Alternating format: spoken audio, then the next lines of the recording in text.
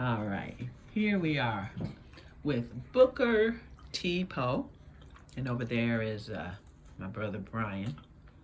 And ooh, I don't know what I'm looking like today, but here I am. And so we are talking to Booker T. Poe about his life. And we've been doing this bit by bit with these periodic short video clips. Today we're going to talk to him just briefly about his very early years in Atlanta and how he established himself. So, Dad, tell us, how did you choose your practice location? How did you choose where your office was going to be? How did you find out? A lot of black doctors at the same location. So you heard about it and set up your office and practice. And who was your first secretary? You met Bess. Bess. Oh, right. I remember Bess. And it was just you and Bess for a while. That's right. And I think she wore even a nurse's outfit back then or something. They were more formal back those days. I remember her. At the very least, it was a lab coat, but I think she wore. Well, they wore them in times, but okay.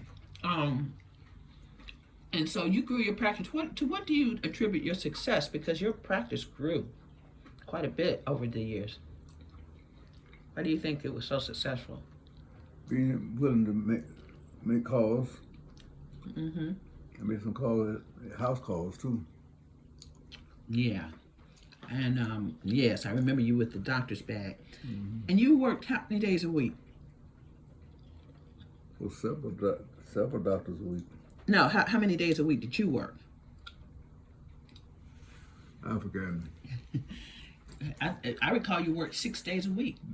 You worked Saturdays. And I don't even recall you ever calling in sick, honestly. Maybe it happened. You always were going to work. You think that helped? That helped a lot. Yeah. And you were located near the MARTA station, right off the MARTA station exit. The last stop, so it was easy. You could just tell people, take the last stop, cross the street to that far west building. He's on the second floor. Booker Poe, Poe Pediatrics.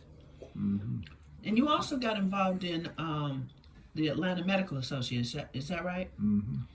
What was that like when you first joined?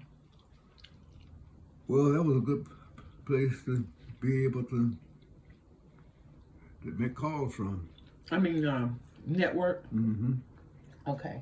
And I remember you said there was Dr. Albert Davis and some of the others were the godfathers early. Yeah, that's right. Who do you remember some of the big names when you first came in? Clint Warner was the biggest name. That was a little bit later. He was kind of young when you first came in, wasn't he? It was still Albert Davis and who were some of those others? Well, I just remember J.B. Harris. I remember, right. Yeah, J.B. Harris. I remember in the very beginning, some of those guys were still around. All right. Well, we're going to continue this interview. Anything else you want to say? No. All right. Thank you so much for sharing your history. Love you. Thank you. Love you all, too. Bye-bye.